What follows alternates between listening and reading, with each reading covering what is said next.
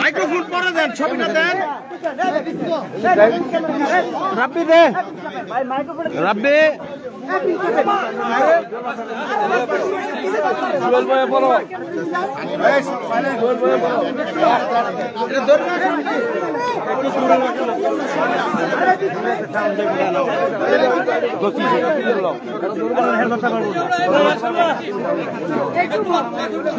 সবাই চুপ। দেখেছেন যে আমার মহল্লার লোকজন তারা এখানে ধন্যবাদ দিতে চাই তাদের এই ভালোবাসার কারণে যে আপনারা কোনো শৃঙ্খলা আচরণ করেন নাই, শান্তভাবে। আমি আপনাদেরই সন্তান, আপনাদেরই মেয়ে, আপনারা আমার প্রতি যে শ্রদ্ধা ভালোবাসা সম্মান দেখিয়েছেন, আমি আজীবন আপনাদের এই ভালোবাসা শ্রদ্ধা সম্মান মনে রাখবো। আমার এলাকাবাসী জানেন যে আমি আলী আহমদ চুনকার সন্তান। আমার বাবা সামনে রাজনীতি করেছে, দলমতের উঠতে উঠে রাজনীতি করেছে। আমি আলী আহমদ চুনকার সন্তান। আমার যদি অপরাধ হয়ে থাকে জয় বাংলা জয় বঙ্গবন্ধু বলার কারণে, তাহলে আমি সেই অপরাধী হতে চাই। এই জন্য বিচার হয় তাহলে বিচার হবে। কিন্তু নারায়ণগঞ্জ শহরে 21 বছর আপনাদেরকে আমি কোনোদিন কেউ বলতে পারবেন না যে আমি কখনো প্রতিহিংসা পরায়ণ হয়ে অন্য কোনো দলের প্রতি আঘাত করেছি অথবা কাউকে আমি কোনো ধরনের মানে বৈষম্য আচরণ করেছি। দলমতের উঠে উঠে নিজের দলের বিরুদ্ধে মতভেদের সত্য এই শহরের নারায়ণগঞ্জবাসীর জন্য এমন কোন জায়গা নেই যেখানে প্রতিবাদ করি নাই। তৌকি হত্যা সহ সকল হত্যাকাণ্ডে যখন নারায়ণগঞ্জবাসী একদম চুপ ছিল, কেউ কোনো কথা বলে নাই, তখন আইবি আওয়াজ তুলেছে। এই শহরের মানুষকে কথা বলা শিখিয়েছে, অন্যায়ের বিরুদ্ধে প্রতিবাদ করা শিখিয়েছে। আজকে সেই আইবিকে কিসের জুলুমে, কিসের কারণে, কি কারণে গ্রেপ্তার করা হচ্ছে আমি জানি না।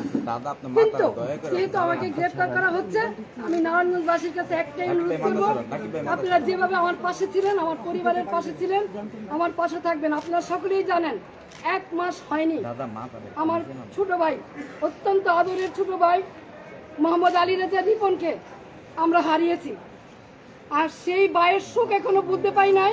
3টা ছোট ছোট বাচ্চা, নাবালক বাচ্চা, তার মাঝখান দিয়ে আমাকে এইভাবে অ্যারেস্ট করা হলো, যেখানে আমার বড় ভাই নাই, বোন নাই, আমি সবার বড়। 3টা ছোট ছোট বাচ্চা এবং 1 মাস হয়নি আমার ভাই মারা গেছে এবং ওদের মাও নাই। 4 বছর আগে ওদের মা মারা গেছে। এইরকম এই অবস্থায় কি কারণে? আমি কি কোনো জুলুমবাজ? আমি কি হত্যা করেছি? আমি কি চাঁদাবাজি করেছি? আমি কি নারায়ণগঞ্জ শহরে এমন কোন রেকর্ড আমার আছে যে আমি কোনোদিন কোনো বিরোধী দলকে আঘাত করেছি? তাহলে কিসের জন্য, কি কারণে, কোন ষড়যন্ত্রের কারণে, কার স্বার্থে আমাকে অ্যারেস্ট করা হলো? আমিও প্রশাসনের কাছে জানতে চাই। বর্তমান যারা সরকার আছেন, সাম্যের কথা বলেছেন, বৈষম্যের বিরুদ্ধে আপনারা আন্দোলন করেছেন, সরকার হটিয়ে নতুন সরকার এসেছেন, তাহলে কি এই বৈষম্য? তাহলে অনেস্ট রাজনীতি, সততার কি হয় মূল্যায়ন? আমি তো বাড়িতেই ছিলাম, আমি তো পালাইনি, তাহলে এইভাবে আমাকে অ্যারেস্ট করতে হলো কেন?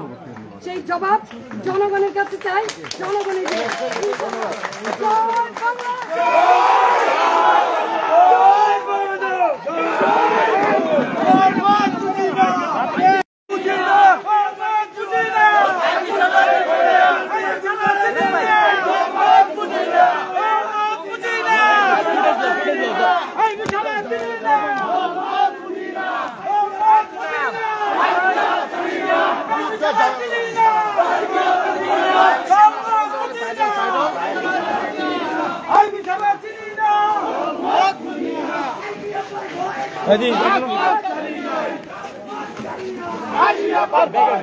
ঢুকাই দাও।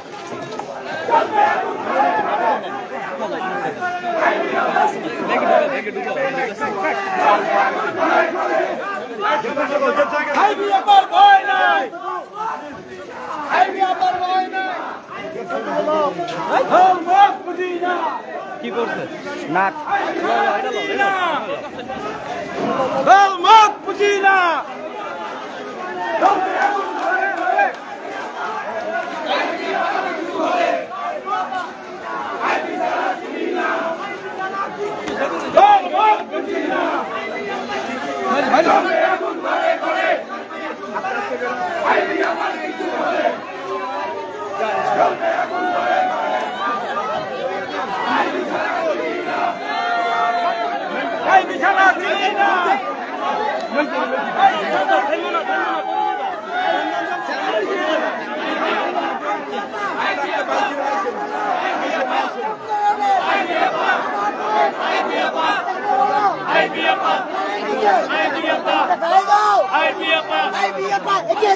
আমরা আছি তোমার সাথে, আমরা আছি তোমার সাথে। আইবি আপা এগিয়ে চলো, আইবি আপা এগিয়ে চলো।